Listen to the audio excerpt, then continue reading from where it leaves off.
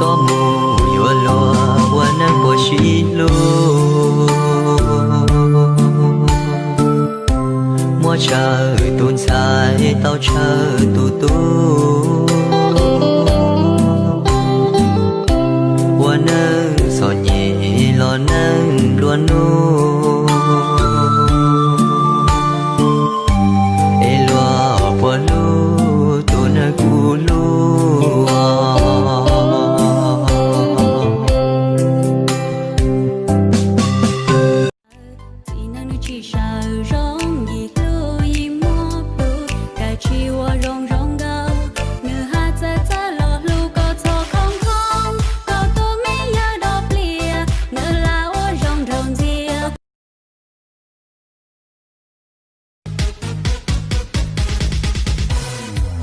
là thôi lo lu tua trôn tua xia là mua nê cho mu nhẹ chia trả luôn tu là thì có địa e lì nu có tu lu kia chia bê là tao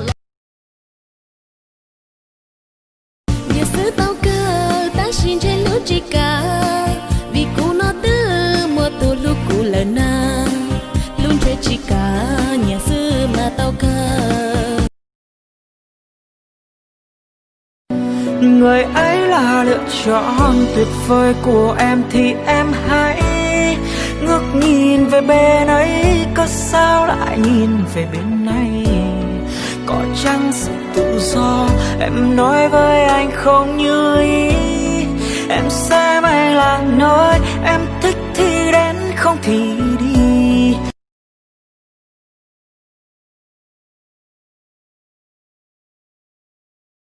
Đi về con đường yêu đương, trái tim mình vẫn cô đơn.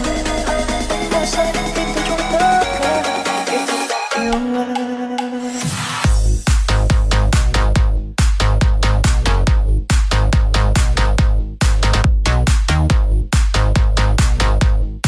Chào em anh đứng từ chiều, nàng lòng mang những tâm tư nhiều, nàng xinh tươi như thủy kiều, cho trái tim anh quyết tâm chiều nay, vì đêm nối tiếp đêm dài.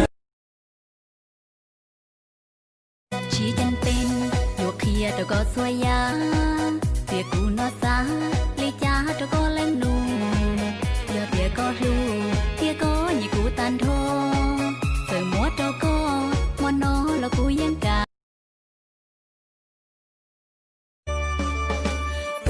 có sự thiệt do tu nang hoa cụ nhia có sự thiệt do tu cụ san hiền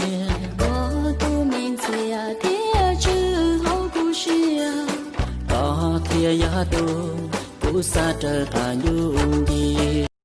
Tình yêu ai chẳng muốn ở bên người mà mình thương, cùng đi hết quãng đường.